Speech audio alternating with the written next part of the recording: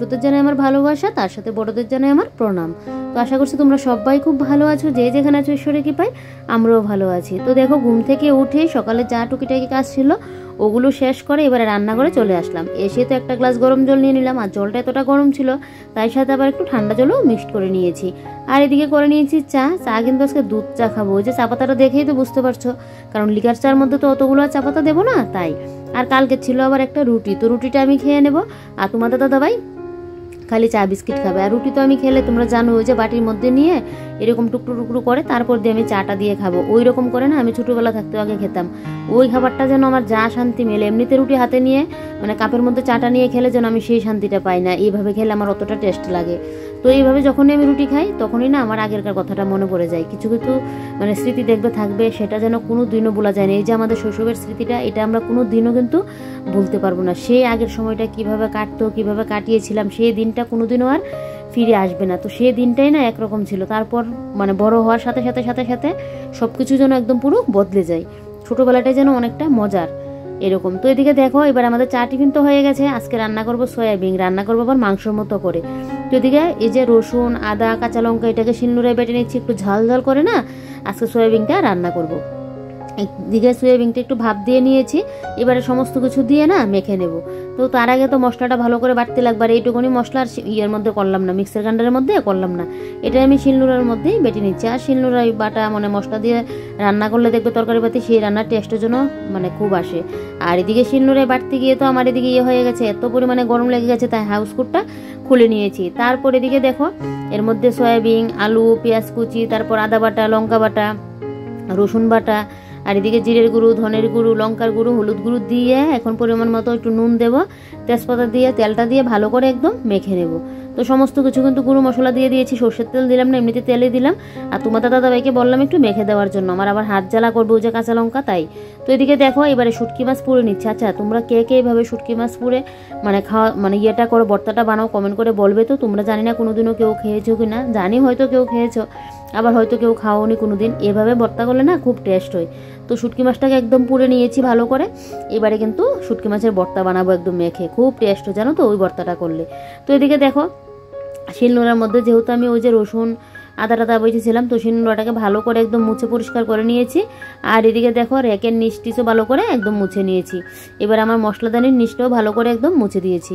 তারপর এদিকে দেখো রান্নাবান্নাও শেষ। আজকে তো ওই যে সয়াবিনের তরকারি করলাম, এক ঢাকাতে হয়ে গেছে। মেখে সয়াবিনটা বসালাম তো তাই জন্য, না হলে তো আবার আলু ভাজি করে সয়াবিন ভাজি করে রান্না আসে অনেকটা সময় লাগে। তো একসাথে মেখে বসিয়ে দিয়েছি, বেশি একটা সময় লাগেনি। আর শুটকি মাখা তো ওই যে হাতে মেখে নিয়েছি, তাই আজকে রান্নার কোনো ঝামেলা নেই। তো এবারে রান্নাবান্নার পর গ্যাসটা তো মুছে একদম ক্লিন করে নিচ্ছি। আর একটা গ্যাসের চুলার ইয়েটা খুলে নিয়েছি, ওই যে শুটকি মাছটা একটু পড়লাম তো একদম কালো কালো মতো পড়ে কি অবস্থা হয়ে আছে, তাই এটা খুলে নিয়েছি। আর এদিকে বাসন কুসন যা পড়লো সমস্ত কিছু কিন্তু আমি ওই যে রান্না বসিয়ে কিন্তু একটু একটু করে ধুয়ে নিয়েছি। এবারে শেষমেশ কড়াটা পড়ে আছে, এদিকে দেখো এখন কড়াটাও কিন্তু আমি মাজা ঘষা করে নিয়েছি। আর এদিকে বেসিনটা একটু পরিষ্কার করতে লাগবে, বেসিনটা না দুদিন যাবো তার পরিষ্কার করা হচ্ছে না, না হলে আমি সপ্তাহে অন্তত পক্ষে 2 দিন বা 3 দিন তো পরিষ্কার করি। তারপর আবার মাছ মাংস নিয়ে আসলে তখন আবার সেদিন করে পরিষ্কার করব। মানে আজকে করলাম তো কালকে এখন মাংস নিয়ে আসলো, কালকেও কিন্তু আবার করব, না হলে কিরকম দিন একটা গন্ধ বেরোয়, আমার পরিষ্কার করতেই লাগে। আর আজকে 2-3 দিন যাবত মনে নেই আর বেসিনটা মানে ইয়ে করার কথা মন থেকে যেন চলে গেল, তাই জন্য দেখছি কিরকম একটা পিছলে পিছলে ভাব হয়ে আছে। তো তাই জন্য দেখো বেসিনটাকে ভালো করে মেজে ঘষে একদম পরিষ্কার করে নিচ্ছি। ওই বেসিনটা তোমাদের দাদাভাই পরিষ্কার করেছিল কালকে, তো তাই জন্য। আর এটা বেশিরভাগ আমিই করি, এটা তোমাদের দাদাভাই একদম খুবই কম, মাঝে মধ্যে যদি একদিন, না হলে এটা বেশিরভাগ আমিই করি। আর ওই যে স্টিলের মুখ দুয়ারটা ওইটা আবার তোমাদের দাদাভাই করে, ওটা মাঝে মধ্যে যদি আমি করে থাকি, অনেক সময় ওর মনে না থাকলে বা ও আজকে মানে করতে পারলো না নোংরা হয়ে আছে তখন গিয়ে আমি করিনি। আর এই বেসিনটা বরাবরই আমি পরিষ্কার করি, যেহেতু এটার মধ্যে কাজটা আমি বেশি করি, মুখ দুয়ারটা তো আর বর কাজ করে না, তারপরেও ওই এটা মানে পরিষ্কার রাখে। তো এদিকে দেখো বেসিনটা কিন্তু আমার পরিষ্কার হয়ে গেছে, স্টাইলসের বলো আর স্টিলের বলো, একটুখানি মাজা ঘষা করলেই না বেসিনগুলো একদম খুব পরিষ্কার হয়ে যায়। আর আমার না কোনো জিনিস নোংরা দেখতে পারি না, আর এই টাইলসেল যদি একদম মানে পিছলে পিছলে হয়ে থাকে, একটা বাসন ধুতে গেলাম হাতে লাগলো তখন যেন আমার একটা বৃষ্টি মানে নিজেরই যেন কীরকম একটা লাগে। তো তাই জন্য সবসময় চেষ্টা করি একটু পরিষ্কার করে রাখার। আর এদিকে দেখো ফিল্টারটা তো আগে উপরে ছিল, আর পিঁপড়ের বাসা দিয়ে নিয়েছে, তো তাই জন্য তো ফিল্টারটা নিচে আনলাম। তো এবারে ফিল্টারে না আরেকটা করে ইট দিলে ভালো হতো, তাহলে উঁচুতে উঠলে বোতলগুলো দিতে পারতাম। তো এখন ছোটো বোতলগুলো হয়, ওই যে বড় বোতলটা না দিতে পারি না। তো নিচে আবার জলটা ভর্তি করলে আবার নিচে পড়বে জলটা, তাই বালতির মধ্যে নিয়ে জলগুলো কিন্তু আমি ভর্তি করে নিচ্ছি। তোমার দাদাভাইয়ের দোকানের বোতল, আমার ঘরের বোতল সমস্ত কিছু ভর্তি করে রাখছি, কারণ ও আবার দুপুরে নিবে। আর এখন তো ও নিয়েই গেল, ওইদিকে কিন্তু খাওয়া দাওয়া করে স্নানেও মানে কি দেখো বলছি, মানে স্নান টান করে এসে খাওয়া দাওয়া করে দোকানেও চলে গেল। তো আবার তো দুপুরে আসলে জলের বোতল নিয়ে যাবে, তো তাই জন্য কিন্তু সমস্ত কিছু ভর্তি করে রাখছি। আর একসাথে যখন 5টা 6টা পড়ে না, তখন আমার যেন ভালো লাগে না ভর্তি করতে। অনেক সময় দেখবে দুপুরবেলা ও আসবে বলবে জল দেওয়ার জন্য, তখন দেখি একটা বোতলেও জল নেই, তখন আমার মাথাটা যা গরম হয়। তাই জন্য যখনই দেখছি কয়েকটা খালি হয়েছে, সাথে সাথেই না আমি বোতলগুলো ভর্তি করে নিই। সেটাও তো জলটা ভর্তি করতে গেলেও দেখবে কিছুটা কিন্তু এখানে সময়টা লাগে। তো এই যে আগে তো দাঁড়িয়ে দাঁড়িয়ে জলটা ভর্তি করে নিতাম, আগে আমার কিন্তু ঘরে জলের বোতল ভর্তি করার দায়িত্ব ছিল তোমার দাদাভাইয়ের। তারপর ওই যে ওর ওই ফিল্টারটা ওইখানে নেওয়াতে তারপর থেকে আমি ইয়ে করি। তো এখন আবার তো সে আমার উপরে এসে পড়লো, না হলে তোমার দাদাভাই সবসময় ভর্তি করে রাখতো। তো এখনও মাঝে মধ্যে করে, যদি দেখে মানে বেশি বোতল পড়ে হয় মানে পড়ে আছে, তখন ওকে বলি করে দেওয়ার জন্য, বা অনেক সময় নিচ থেকে কিন্তু করে। তো এদিকে দেখো আমার খাওয়া দাওয়া এখনও হয়নি, আমি খাওয়া দাওয়া করব, তার আগে রান্নাঘরটাকে একটু পরিষ্কার করে নিচ্ছি, তারপর গিয়ে আমি খাওয়া দাওয়াটা করব। আমার যেন খাওয়া দাওয়া করতে বসলে না একটু সময় লাগে, আস্তে ধীরে মোবাইল দেখে দেখে আমি খাওয়া দাওয়াটা করব। ওই যে হুটহাট করে ঝটপট করে খাওয়া দাওয়া, ওইটা আমি করতে পারি না। দরকার হলে আমি কিছুক্ষণ পরে খাবো, কাজটা শেষ করে তারপর আমি আমার মতো করে খেতে বসবো, তাহলে যেন আমি শান্তি মতো একটু খেতে পারি। সারাদিনের কাজ বাজ যতই হুড়োর মধ্যে করি না কেন, খাওয়ার সময়টা আমার একটু আস্তে ধীরে খেতেই লাগে। আর এদিকে দেখো বসবো আমি খেতে, এমনি আমার শাশুড়ি আমাকে ডাকছে, আজকে তো আমাদের ঠাকুর বাড়ির লোকজন আসবে, ওই যে আগরতলায় মলিনগরে মনে হয় আসবে। তো আমরাও যেতাম, তো আমি আর যেতে পারবো না কেন, আজকে তো আবার ডক্টরের কাছে মায়ের রিপোর্টও দেখাতে হবে। তারপর তোমাদের দাদাভাইয়েরও শরীরটা একটু খারাপ, তো তোমাদের দাদাভাইও ডক্টর দেখাবে, তাই জন্য আমি আর যেতে পারলাম না। না হলে আমারও খুব ইচ্ছে হচ্ছিল যাওয়ার জন্য। তো এদিকে আমার শাশুড়ি মা যাবে, তো মা বলছিল কাপড়টা ঠিকঠাক করে দেওয়ার জন্য। মা কোথাও গেলে না, যখনই কোথাও যাবে, তো আমার কাছে মা সবসময় আসবে কাপড় চোপড় ঠিকঠাক করে দেওয়ার জন্য। এদিকে আমি হুড়মুড়িয়ে গেলাম, কেন বলো তো, ওই যে আমার এদিকে উপরের জল মানে ট্যাঙ্কির জল ফুল হয়ে গেছে, জলটা পড়ছে, তাই গিয়ে সুইচটা অফ করলাম। এদিকে আমার শাশুড়ি মাকে কাপড়টা পরিয়ে দিয়ে আমি খাওয়া দাওয়া করে নিয়েছি, টেবিলটা মুছে নিলাম, নিয়ে এই যে দেখো এবারে বসলাম মহা কাজ নিয়ে, রাজকার্য বলতে পারো। এই মানে বক্সগুলো না পুরো ভর্তি ভর্তি হয়ে আছে, ঘরের মধ্যে যতই জিনিস আনো না কেন, তারপরেও দেখবে জিনিসের জন্য আর রাখার জায়গা হয় না। আর এই যে কতগুলো আবে যাবে জিনিসও আছে, এগুলো যেগুলো লাগবে না আজকে ওগুলো ফেলে দেবো। তোমাদের দাদাভাই তো হলুদ ইয়েটার মধ্যে রাখে, হলুদ মানে তাকটার মধ্যে, রেকটার মধ্যে, তো এটাও না ফুল হয়ে আছে, ও একটা কিছু রাখতে গেলে ঠিকঠাক রাখতে পারে না। তো আজকে ভাবলাম যেগুলো লাগবে না এগুলো ফেলে দেবো, আর বাদ বাকি জিনিসগুলো একটু গুছিয়ে গাছিয়ে রাখবো। ওষুধগুলো মানে একটা ওষুধ থাকতে আবার আরেকটা ওষুধ নিয়ে আসা হচ্ছে, তো ওষুধগুলো একটার মধ্যে একদম গুছিয়ে গাছিয়ে রাখবো, তাহলে আর কোনো অসুবিধা হবে না। তো তাই দেখো সমস্ত কিছু একদম গুছিয়ে গাছিয়ে ঠিকঠাক করে রাখছি। একটার মধ্যে আমার ক্লিপ গার্ডার, তারপর আরেকটার মধ্যে ওষুধের বক্স, একটার মধ্যে আমার চিকন ক্লিপের আরেকটার মধ্যে আমার আবার লিপস্টিকের মানে পুরো যেন ছড়ানো ছিটানো হয়ে আছে। তো এবারে ভাবছি বক্সের মধ্যে করে রাখলে তাহলে না কোনো আর অসুবিধা হবে না। তো দেখো 3টা তাক মুছে নিয়েছি, এবারে ড্রয়ারগুলোকে ভালো করে মুছে ওই যে জিনিসপত্রগুলো কিন্তু আমি জায়গা মতো করে রাখছি। তো আজকে তো মায়ের রিপোর্টটা দেখাবো, দেখি জানি না ভগবান জানে কি করে, মানে ঠাকুরকে ডাকছি রিপোর্টগুলো যেন মার ভালোই আসে।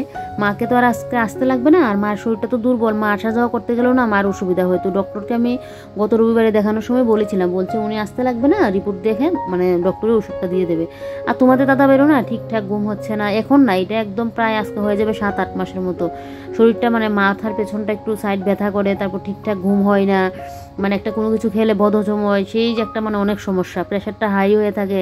তো এই নিয়ে না তোমাদের দাদাভাইকেও বলছি ডক্টরটা দেখিয়ে নিতে, কারণ এই যে ডক্টর দেখাবে বলে সেই আগরতলায় গিয়ে দেখাবে, শরীর অসুস্থ হলে বলে গিয়ে দেখাবো, তখন দেখবে ডক্টর তো আর মানে আমার মধ্যে মতো বসবে না, মানে আর সব ডক্টর তো আর দেখানোও যাবে না, যার যে রোগ সেই ডক্টর মানে অনুযায়ী তো ডক্টর দেখাতে লাগবে। তখন আবার সে 2-3 দিন পরে যদি ডক্টর বসে, তখন আবার যদি শরীরটা ভালো হয়ে যায়, তখন আর রোগ দেখানোর কথা যেন ভুলে যায়, এরকমটা হয়। মানে একটা গাফিলতি করছে যে না আজকে দেখাবো কালকে দেখাবো, ওই একটা চলছে। তো এখন নাকি বেশি মানে শরীরটা লাগছে, তো বলছে একবারে দেখিয়ে নেবে। তো আমিও বললাম আজকে কতটা মাস হয়ে গেল, আজকে দেখাবো কালকে দেখাবো করে না আর দেখানো হচ্ছে না, তো তাই জন্য তোমার দাদাভাই আজকে দেখাবে। তো এদিকে দেখো আমি এদিকে আমার কাজ বাজ শেষ করে স্নান করে পুজোটা দিয়ে দোকানে যাব। এখন যেহেতু অগ্রহণ মাস আমাদের সিজন চলছে, তো দোকানে যদি না যাই না হবেও না, তো একসাথে যাব। তোমার দাদাভাইও ডাক্তার দেখাবে, আর আমিও ওইদিকে মায়ের রিপোর্টটা দেখিয়ে ওষুধপত্র তো আবার দেবেই দেবে। তো দেখি রিপোর্ট অনুযায়ী কী করে। আর তোমাদের দাদাভাইকেও দেখি ডক্টর কী বলে। তো সেই দোকানটা আবার মনে হয় করে যেতে লাগবে। তো জানি না এখনও কী করবে, না আমি দোকানে বলবো, তোমাদের দাদাভাই একা যাবে, তো এখনও ঠিক নেই। দোকানে গেলে গিয়ে বলতে পারবো। তো এদিকে দেখো তোমাদের সাথে কথা বলতে বলতে আমার কিন্তু ওই যে ড্রয়ারগুলো কিন্তু গুছানো হয়ে গেছে একদম, মানে যা যা দরকার নেই এগুলো বের করে নিয়েছি। বের করে দুইটা একদম প্যাকেটের মধ্যে ফুল করে নিয়েছি। আর এই যে বাদবাকি এগুলো পড়ে আছে এগুলো আবার একটা প্যাকেটের মধ্যে নিয়ে নিচ্ছি। এই যে দেখতে পাচ্ছ কালো দুইটা প্যাকেট, ওগুলো কিন্তু আমার অনেকগুলো এখানে জিনিস ভরা, এগুলো আর লাগবে না। তো তাই জন্য দুইটা প্যাকেটে রেখে দিয়েছি। এখানে কিছু কাগজপত্রও আছে, তো তাই জন্য তোমাদের দাদাভাইয়ের জন্য আবার এই পুটলিগুলো রেখে দেবো। যদি আবার বলে ওর এখান থেকে আবার 1-2টা কাগজ লাগবে, তাই জন্য কিন্তু আমি এখানে রেখে দেবো। এটা এখন ফেলবো না, পুটলি করে করে নিয়েছি। তারপরে দিকে দেখো এবারে সোফাগুলো ঠিকঠাক করে নিচ্ছি। সোফাগুলো যদি একটু টান টান করে না থাকে, মানে আমার বিছানাটার মতো যদি সোফাটা একটু টান টান করে না থাকে, কুশনগুলো একটু ঠিকঠাক করে মানে না থাকে, অগোছালো হয়ে থাকে, আমার যেন সোফাগুলো দেখতেই ভালো লাগে না, মানে এই জায়গাটা দেখতে যেন বিশ্রী লাগে। আর তো আমার বরের মনের কথা বলে আর লাভ নেই, সেই মানে ও যেন ভুলেই যায় ওই যে টেবিল ঢাকনাটা নিয়ে আসতে। এখানে টেবিল ঢাকনাটা নিয়ে দিলাম, ওইটার মধ্যে ফার্স্টে বলেছিল 2টা নিয়ে আসবে, তো আমি বলছি 2টা লাগবে না বেকার, একটা নিয়ে আসলেই হবে। তো ওই যে এখন মানে ওকে যখন বাড়িতে আসলে বলি যে এটা তো আনুনি, বলছে কালকে নিয়ে আসবে। আর কি বলতো এখন যেহেতু সিজন চলছে, ওই যে দোকান থেকে বেরিয়ে যাবে, কখন আবার কোন কাস্টমারটা চলে আসবে। আর যখনই দোকান থেকে কোথাও একটু বেরোবে বা আমাদের বাড়িতে যাবে, আমার বাপের বাড়িতে, তখনই দেখবে কাস্টমার যেন আসবে। আর যখন দোকানে বসে থাকবে না তখন যেন আসতে চায় না। আর যখনই কোথাও বেরোলে তখনই দেখবে কাস্টমারের জন্য পড়ে যায়। এই রকমটা সবসময় হয়। আর এদিকে দেখো এবারে ঘরটা ঝাড় দিয়ে নিয়েছি। আর এদিকে আজকে কোনো কিছু আর মোছামাছি করতে লাগেনি, কালকে তো ঘরটা ক্লিন করেছিলাম, শুধু মডুলার ড্রয়ারটা একটু খালি করে দিয়েছি বেশ, আর একটু মোছামাছি করে নিয়েছি। তো এদিকে এবারে পুরো ইয়েটাকে ঝাড় দিয়ে নিচ্ছি। এই যে দেখো এবারে জায়গাটাকে ঝাড় দিয়ে নিচ্ছি। আর আমার জুতোগুলো বাইরে দিয়ে রাখলাম, ওই যে ঘরে পরার, মানে প্রত্যেক দিন রাত্রিবেলায় যে ঘরে পরে জুতোটা, ওগুলো মানে পরলে না বেশ গরম থাকে পাটা, মোজাটা আর পরতেই লাগবে না। দেখি আরও ঠান্ডাটা পড়ুক, তখন দেখি মনে হচ্ছে পরতে লাগবে না, যা গরম, ভেতরের সাইডটা পুরো একদম তুলো দেওয়া, তো তার জন্য গরমটারও মানে লাগে, পাটা পুরো একদম গরম হয়ে থাকে। তো এদিকে দেখো তোমাদের সাথে কথা বলতে বলতে আমার এই জায়গাটা পুরো ঝাড় দেওয়া হয়ে গেছে। আর শীতের রোদ, তো রোদের জন্য অতটা তাপ থাকে না, কীরকম যেন হয়ে থাকে রোদটা, একটা ফেসকা ফেসকা রোদ। আর এদিকে গাছ থেকে পেরেছিলাম আবার 2টা এলোভেরা, তো একটা আমার যাকে দিয়ে আসলাম, আর একটা আমি রাখলাম। এই যে দেখো, তো এলোভেরাটা মুখে লাগানো তো খুব ভালো, খাওয়াও ভালো, খেতে তো আমি পারবো না, ওই যে মুখে লাগাবো। তারপর এবারে যাবো একটা বড় কাজ করতে, তোমাদের দাদাভাই করার কথা ছিল, তো আমি ভাবলাম না আমিই করে নিই। ঘরে কিছুটা সুতলি ছিল, এটা দিয়ে হয়ে গেছে। আর এদিকে তোমাদের দাদাভাই সকালবেলায় কিছুটা করে দিয়ে গিয়েছিল। আর এদিকে এখন তোমাদের দাদাভাই আবার এটা আমাকে এনে দিয়েছিল সকালবেলায়, ও দোকানে যাওয়ার আগে এটা আমাকে এনে দিয়েছিল। তো এটা দিয়ে না একটা কাজ করব, চলো তোমাদের সাথে এটা শেয়ার করা যাক। এই যে দেখো পুটলিটা নিয়ে এই যে বেরিয়ে পড়লাম। এখন কি করছি বলো তো, ওই যে কদিন আগে ধনের বীজগুলো ফেলেছিলাম, তো সেইভাবে ফেলে রাখলে তো অনেক সময় বিড়াল বলো, কুকুর বলো, বানর বলো, সে আসতেই পারে। আর আমাদের বাড়িতে তো বানরের কি উপদ্রব তোমরা জানোই। তো সেই মানে এটার মধ্যে যদি যায় না, তাহলে আমার দনেগুলো আর খেতে পারবো না, একদম পুরো শেষ করে দেবে। তাই জন্য 4টা জায়গার মধ্যে 4টা বাঁশ দিয়ে না, আর অত বাঁশ পাবো কোথায়, সেই সুতলিগুলো দিয়ে না একদম চারিদিকটা একটু ব্যারিকেড দিয়ে নিয়েছে, যাতে কোনো কিছু এটার মধ্যে আর ভিতরে না যেতে পারে। একটা বিড়াল বলো বা একটা মানে কুকুর বলো, মানে একটা যেতে গেলেও তো একটা মানে পড়বে, তো যেতে তো আর পারবে না। তো তাই জন্য কিন্তু ভাবে মানে সুতলিটা ভালো করে দিয়ে চারিটার দিক একটু বেঁধে দিচ্ছি, মানে পুরো ব্যারিকেড দিয়ে দিচ্ছি, যাতে কোনো কিছু এটার মধ্যে আর না যেতে পারে। ভালো করে কিন্তু হয় না, বড় একটা ঝড় দিলেই পড়ে যাবে। মানে কি বলতো, একদম যদি জোর কদমে যায় না, তাহলে একদম কুকুর বলো, বানর বলো, সব কিছু যেতে পারবে। তারপরেও মানে এইভাবে দিয়ে দিলাম যাতে কোনো কিছু না যেতে পারে, না হলে এইভাবে খোলামেলা রাখলে তো কোনো কিছুর একটা পাও পড়তে পারে, বা কুকুরে একটা এসে বসলো, তাই জন্য কিন্তু এইভাবে ব্যারিকেডটা দিয়ে রাখলাম যাতে এটার মধ্যে না যেতে পারে। এটা হলো গিয়ে আমার বুদ্ধি, আমার শর্টকাট বুদ্ধি। এখন কোথা থেকে কি অ্যারেঞ্জ করবো, তবে তার জন্য এটা দিয়ে কিন্তু করলাম, পরে আবার সত্যিগুলো কাজেও লাগানো যাবে। আর এই যে দেখো হালকা হালকা কিন্তু ধনেপাতা উঠেও যাচ্ছে, কয়েকটা ধনের বীজ আবার রেখেও দিয়েছি। তো দেখিয়ে তো নিলে এটা একদম মুরগির ঘরের মতো হয়ে গেছে, হাঁস মুরগির ঘরের মতো হয়ে গেছে। আমার না বাড়িতে এরকম শাকসবজি করতে বেশ ভালোই লাগে, তো জায়গা তো নেই, একটুখানি জায়গার মধ্যে না কুমড়ো টোকা গাছ লাগিয়েছি, তারপর বেগুন গাছ তো আগেরই ছিল, আর এদিকে মুখি লাগিয়েছি, তারপর দিকে আলু লাগিয়েছি, আদাও আবার আমাদের বাড়িতে আছে, হলুদও আছে, তো একটা গাছ অতটুকুই। তো এদিকে দেখো এবারে স্নান করে এসে এবার দিয়ে নিচ্ছি পুজো। আজকে অনেকটা লেট হয়ে গেল জানো তো, ওই যে বাইরের কাজটা করলাম, তাই জন্য ভেবেছিলাম যে ঝটপট করে আগে তোমার ডক্টর দেখাতে যাবো, তোমাদের দাদাভাইয়ের আবার নাম্বার হলো নাকি 38। তো সেই দেখাতে দেখাতে প্রায় 1:30 বেজে যাবে। তোমাদের দাদাভাইকে ফোন করে বললাম, ও বলছে একটু লেট করে আসলেও হবে। তো তাই জন্য না একবার ভেবেছিলাম একটু আগেই চলে যাব, তারপর ওই কাজটা নিয়ে বসলাম, এসে তো আগে ওকে ফোন করলাম। ও বলছে না কিছু হবে না, টেনশনে কোনো কিছু নেই, লেট করে আসলেও হবে। তো তাই জন্য দেখো এবারে পুজোটা দিয়ে নিয়েছি, পুজোর বাসন কুসনগুলো আর মাজিনি, বললাম না একটু লেট হলো। এদিকে এবার আমি ড্রেস পরে নিয়েছি, এবারে চুলটা বাঁধবো আর একটু মুখে ওই যে মানে কপালে ফোঁটাটা দিয়ে নেবো আর একটু লাগিয়ে নেবো, সিরাম লাগিয়ে নেবো, বেশ অতটুকুই। আর চুল তো আর বলে লাভই নেই, চুলটা ভাবছি খোপাই করে নেবো না ছেড়িয়ে নেবো। আমার তো কার্লি চুল, যেভাবে বাঁধো না কেন একদম পুরো জট বেঁধে থাকে, বিনুনি করলেও জট বেঁধে থাকে, বিশেষ করে যদি ছেড়ে যায় তাহলে তো আর বলে মানে কোনো কথাই নেই। তো দেখি কি করা যায়। আর চুলগুলো আবার একটু ভিজেও আছে। আর আমার না এখন থেকে কিন্তু হালকা হালকা একটা মাথা যন্ত্রণাও করছে, জানি না আমার মাথা যন্ত্রণাটা যদি থাকে আর চুলও ভিজা মানে বিকেলের দিকে যে কী আকার ধারণ করবে। এখন মাথা যন্ত্রণা হলেই না আমার যেন একটা ভয় লাগে, যে এটা মানে কতক্ষণ পর্যন্ত থাকবে, কালকেও কি থাকবে না। আমার মাথা যন্ত্রণা হলে না এখন একদম সহজে যেন ছাড়তে চাই না। আর এবারে দেখো একটু লিপ বাম লাগিয়ে নিচ্ছি, এই যে লিপস্টিক আর লাগালাম না, ইচ্ছে করছে না, তো তাই জন্য একটু লিপ বাম লাগিয়ে নিচ্ছি। এখন শীতকাল তো, না হলে ঠোঁটগুলো যেন কীরকম হয়ে থাকে। আর এবারে দেখো একটা মাথা হেয়ারব্যান্ড দিয়ে নিলাম, আর চুলগুলো যেহেতু ভিজা, আর এই যে একটা ফুটা দিয়ে এবার তো আমি একদম পুরো রেডি, আর চুলটা ছেড়েই রাখলাম, পরে না হয় খোপাটা করে নেব। আর এদিকে দেখো এবার দোকানেও চলে আসলাম, এবারে যাব ডক্টর দেখাতে। দোকানে এসে কিন্তু কিছুটা সময় লাগলো, তোমার দাদাভাইয়ের কাস্টমার ছিল, তো এবারে যাব ডক্টরের কাছে।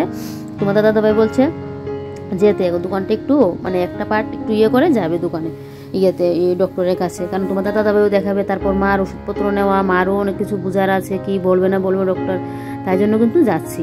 তো যাই হোক চলো, এদিকে আমাদের দোকানটাও তোমাদেরকে একটু দেখিয়ে দিলাম। তো চলো এবারে ডক্টরের কাছে যাই, আর আজকের ব্লগটা এখানে শেষ করছি।